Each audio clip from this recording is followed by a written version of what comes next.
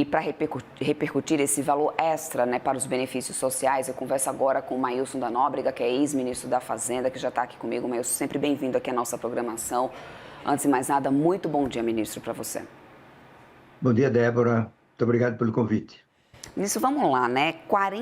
Mais de 42 bilhões de reais para poder bancar esses gastos adicionais para o Bolsa Família e para a Previdência. Essa é realmente uma medida que era inevitável? É resultado, é reflexo de falhas de planejamento? Por que isso se fez necessário nesse momento? Qual que é a leitura econômica desse movimento?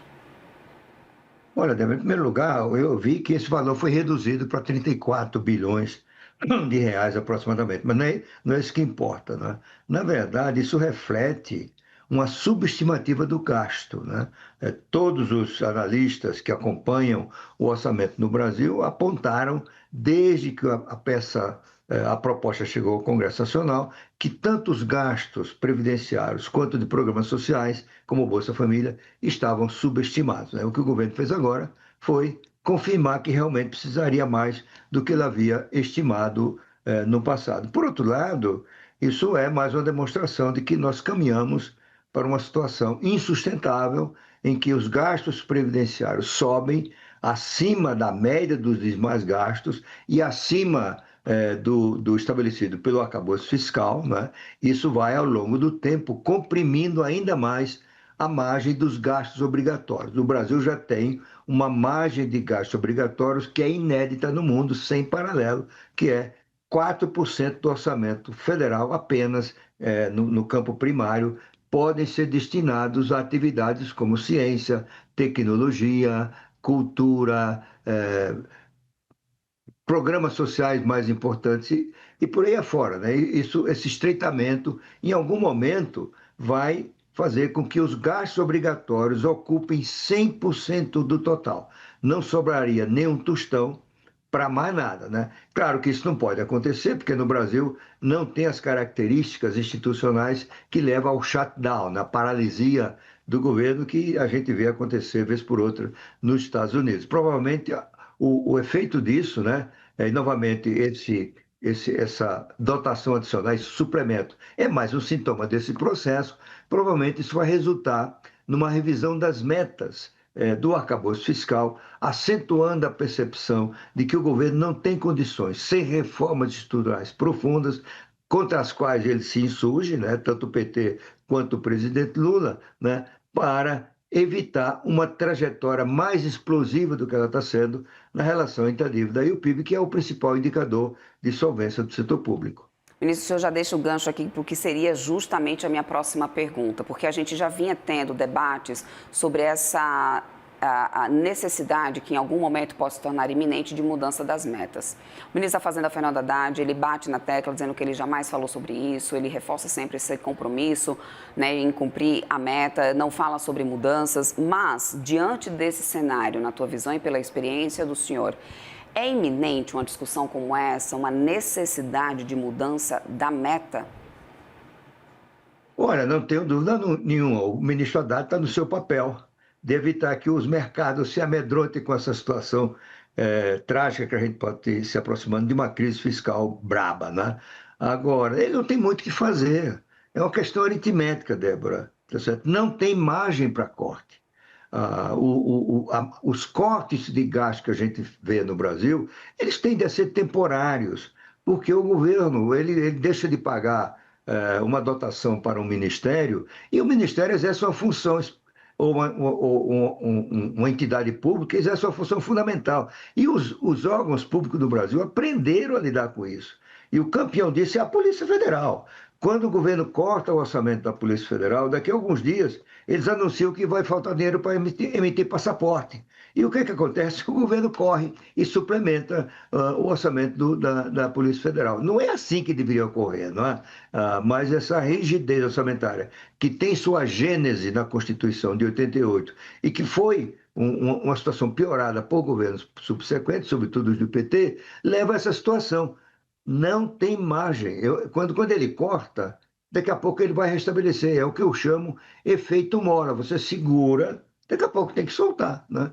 E isso nós estamos chegando a um cálculo, os especialistas, tanto do governo quanto do setor privado, estimam que esse auge, né, será em 2027, ou seja, o governo que assumiu o comando do país em 2027, ele vai estar diante da necessidade inevitável de tentar, pelo menos, fazer uma mudança estrutural que pode envolver uma nova reforma da Previdência para acabar diferenciais de idade, de sexo, se é civil, se é militar.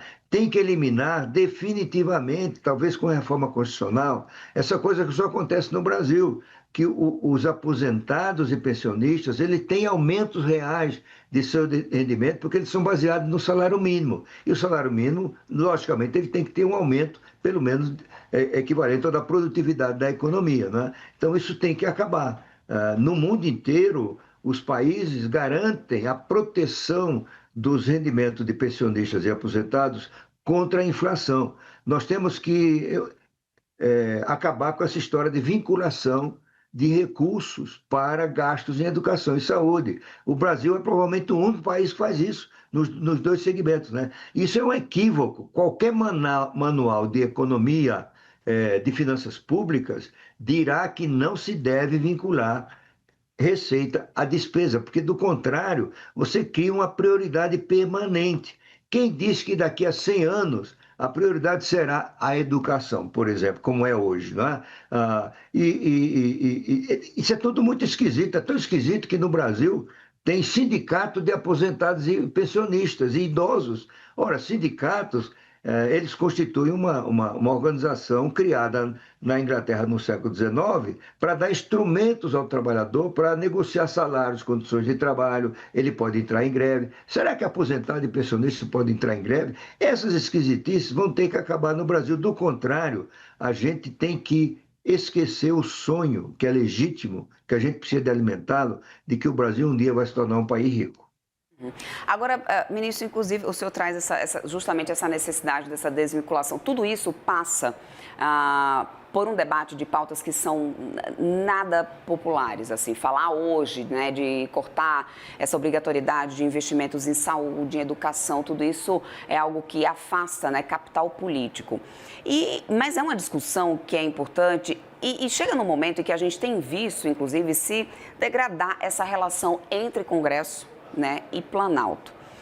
Do ponto de vista de discussão de reformas estruturantes, o governo tem hoje condições, diante dessa relação que a gente vê, na tua avaliação, tem condições de discutir qualquer tipo de reforma estruturante ou a gente deve passar mais um ano, e já estamos com 2026 batendo na porta e com campanha e com eleição prevista. Devemos passar mais um ano sem reformas que sejam significativamente estruturantes a ponto de ter uma mudança efetiva em orçamento?